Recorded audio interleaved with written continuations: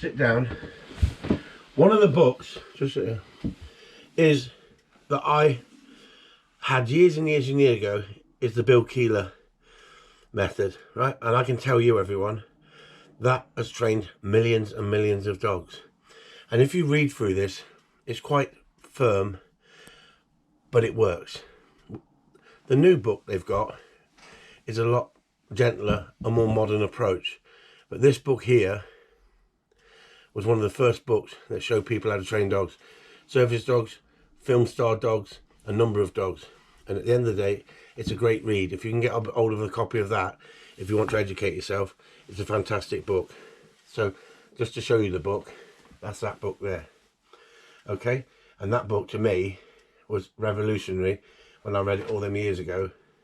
And don't forget, that's not a gun dog training book. No. But that shows you how to use a proper leash correction and what to do for the behaviours. Now, we've got softer and softer over the years with our training, but you shouldn't forget methods that work, but you implement them with other methods, but never dismiss what the old boys knew. No. Then we have another book, The Deadly Dog Training Myths, right, by Eric, right? Now, I don't particularly like Eric's videos personally, but he's a funny book, and it tells you about the lies and deceit in the dog training world, and I think that's a great book as well. So if you ever come across that book as a read, it's a good book. Do you read much or not? Are you not much of a reader? About this, yeah. I don't read normal books, but I would read books. Good for you. Because I didn't used to like reading because I was dyslexic. Right. Now, that man there, he wrote that book, Mike Smith, right? And the reason I like that book, the reason I really like this book, is the reference material in the back for the old lines. And at one point when this book came out, he did such a comprehensive listing of champions, cockers, and it's the reference book at the back that I really love. But he gives you a story, a page of some of the top trainers in the day that when I was running and way before I was running, but the top boys in the film stars. And there's some dedication goes into this. I've met Mike Smith. I've told you a story about it before, but that's one book that I really recommend. I'm being personally open here. What I saw of his dog in his rabbit pen, I wasn't very impressed. I was quite surprised. It opened my eyes when I went up there with a friend looking for a field to buy a trained dog, and it was a winner. But his book is excellent. I bought his book off him there, and I've always kept that book back. Over the years, I've probably had 150 to 200 gun dog books, dog training books, and I've thinned them right out to about 10. The 10 ones that I really would miss if I handed them away. Because modern technology, I've gone back to those books over the years, but I've read them that many times now, they're just taking up space. I wish I'd had the space to keep them, but what's going to happen when you die? No one's going to want them. And so at the end of the day, I sold them off and let in the bookshop and let everybody else have them, and they sold out hell of a fast, because not many people who get into the sport sell off their books. But now technology is changing and we're moving forward with the times. So books stand still. So when they were written, they stand still in time. It gives you a history, where videos, technology is moving forward, and it's down to each person. Now, if you wanted to, 30 years ago, if you wanted a book, this was the book that everybody went out and bought if you wanted a gun dog, Joe Irvin, right? And so many people have read that book. So there's another one, look, and that's a nice, easy book to read. But it tells you how to train a dog, and if you follow the book, you'll get it to a certain standard. You won't get it to a high standard, but you'll get it to a shooting standard. If you want extra, you want dog to look special, you want the best dog out of it, then you need a specialist. And that's not saying he wasn't a specialist. He wrote this book to help people, and if you read it, many people have trained a dog like this, but many people have been to my place and I've looked at it and thought, I would never want to buy that dog off you. It may be well schooled, it may be doing what they're asking it to do, but it tends to lack drive, and that's the difference, right? Yeah. But not a bad book. A book that I've kept.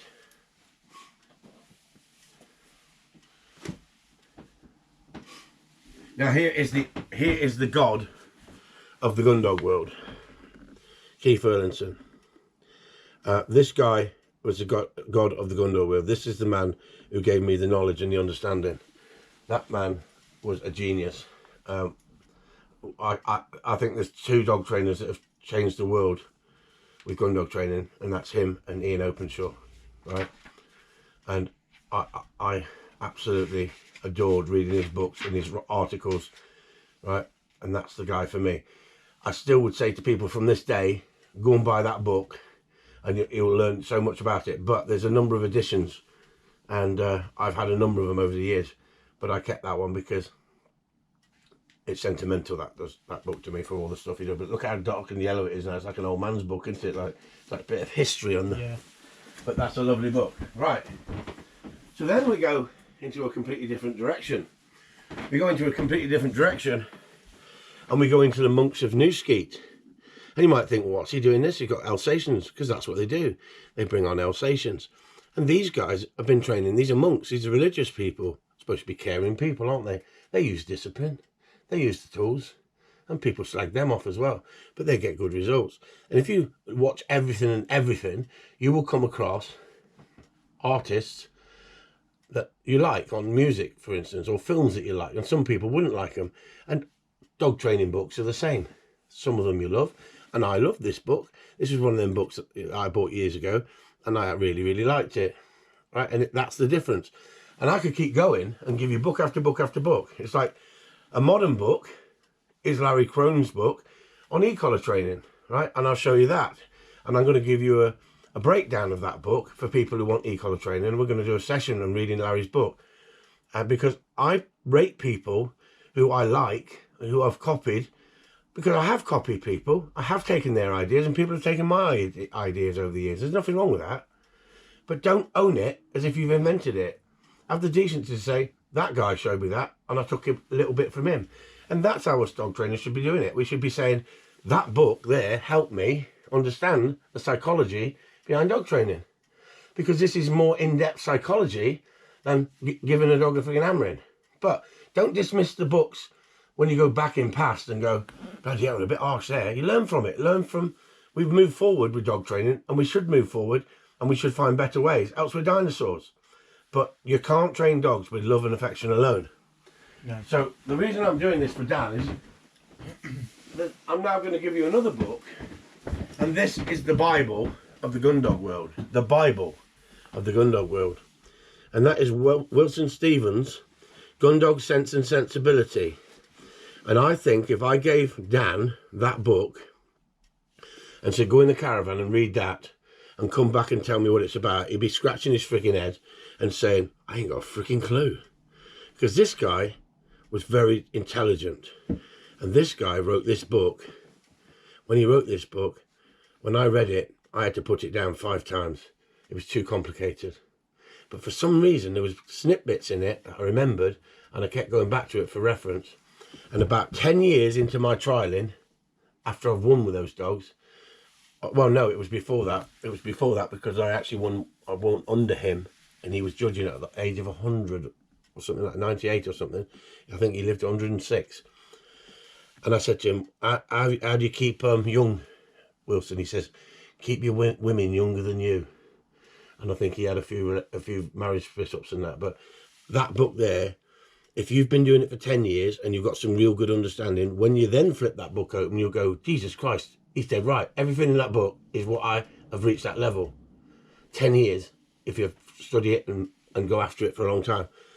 When I saw him and I won the competition and he judged me, what he actually said, Wilson Stevens, he said, in all the years of running and watching dogs, I've never seen a man and dog work as one. And I thought, wow, coming from a bloke that I've been reading his book over the last few years, that meant so much to me. And I went over to him afterwards, shook his hand and said, I love your book. I said, to me, that's the Bible. And he said to me, don't embarrass me. Don't embarrass me. And I thought, wow, what did I say now? I'm in a big mouth. He says, every time I wrote that book, he said, 20 years ago, what I knew then, I'd never write now.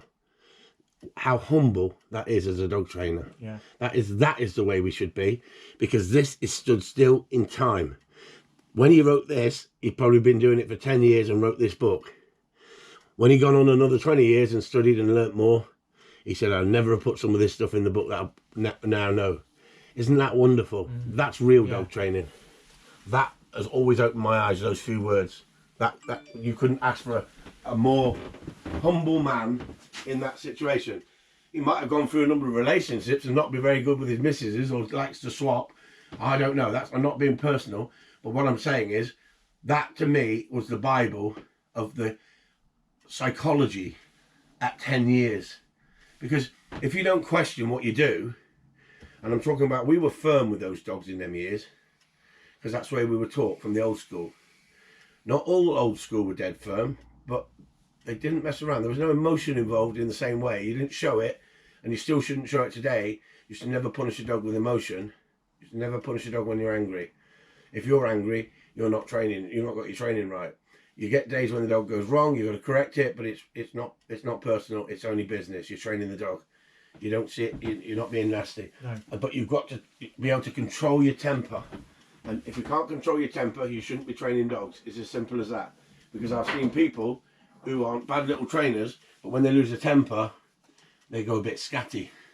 And I've had to say, hang on, calm it down, just calm it down. Just because your dog's let you down, don't feel embarrassed because people are here. Go back to the car, put the dog in the car and come back and chill. And it's just the way people handle things, you know. It's like children, isn't it? If your kid makes you mad, some parents just let it carry on, and some parents just say, this has got to stop. Are those videos loaded yet? Yeah, I'm going to put them in the folders. Roger. Yeah. So if you're doing that while I'm talking to you. Yeah. So if that gives you a little bit of insight, everybody, that's another video for you. And I'm going to do another 30, 20 books or 10 books or whatever at another date. That just gives you an idea, because people ask me, where did you pick your knowledge up, Chris? You pick your knowledge up from everybody and anybody. Dan could have walked in the gate, he could have gone in the field, done something, and I've gone, how did you do that? How did you get a dog to do that? Oh, I did this, I did that. Then I would think, oh, I'll use that then. You can learn from anybody. You can learn from a novice, and you can learn from the wisest person in the world. But trust me, there's a lot of charlatans out there, and that's why we're trying to give you a true insight into gun dog training.